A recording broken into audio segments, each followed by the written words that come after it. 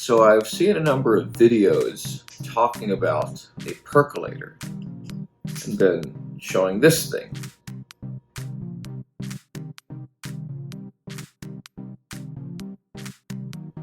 This is not a percolator. This is a moka pot, as you know. A percolator is this. So these were really popular in kind of the mid-20th century, like the 60s and 70s. And what happened is they fell out of style as automatic drip brewers, regular coffee machines we know today, came into style. I became interested in this because of the way it brews. So a percolator will rebrew and rebrew and rebrew the same coffee several times in a row. And apparently it also brews to a higher temperature than other coffee methods. The result of this is that these things have a reputation of basically burning the coffee and making the coffee taste like crap. But there are people who still stand by the unique flavor of the coffee of a percolator. So I managed to get my hands on one. I'm going to give it a try. I was curious to find out what exactly the flavor is of this percolator coffee. Now this thing does come with instructions. Looks pretty simple. Just fill it up with water, fill up the coffee basket with coffee, plug it in and turn it on. It gives me a guide, how much water to go with how much coffee. So I guess I'll make 4 cups.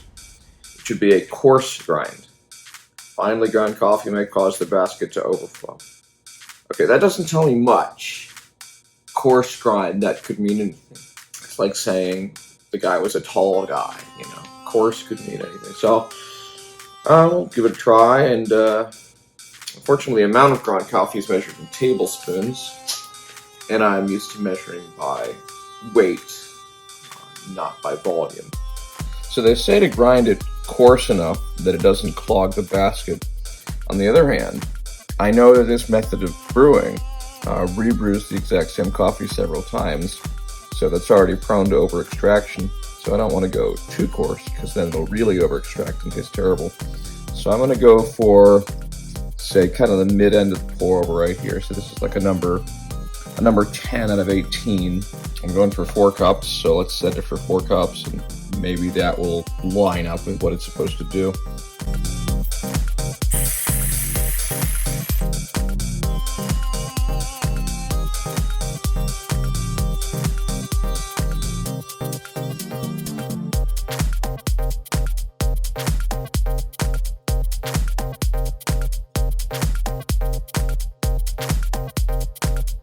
I do have no idea how long this is going to take.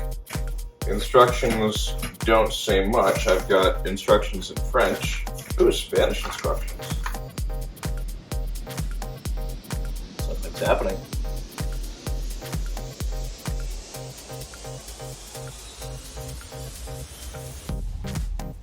The instructions for how to use it to heat water to make instant coffee, hot cocoa, or tea are use the thing with no coffee in it. Like it's really 8 steps of just use it and don't put coffee in.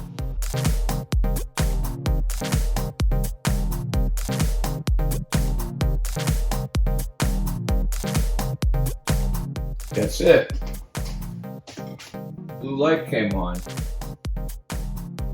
Stopped percolating.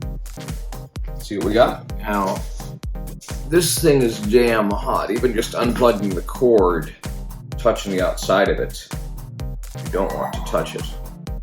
So maybe that's part of the reason these things fell into disfavor. First thought is it looks kind of weak. I thought this thing was supposed to brew coffee that was too strong and too bitter and overbrewed. It is hotter than I'm used to, but I can see the appeal of this method. There's not really too much to do. You just put the water in, you put the coffee in, and you let it go for a while. The box boasts that it brews 12 cups in less than a minute per cup, which is an interesting way to tell you that it takes 12 minutes to brew.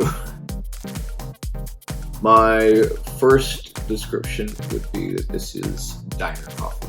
Very bland, flat, weak. Yeah, it's like when you check into a hotel and they have those thermoses that you pump with the coffee at the free breakfast. It tastes like that coffee. I don't know why anybody would prefer this. And I bet it does keep the coffee warm for a while. But yeah, definitely not the same thing as a moka pot.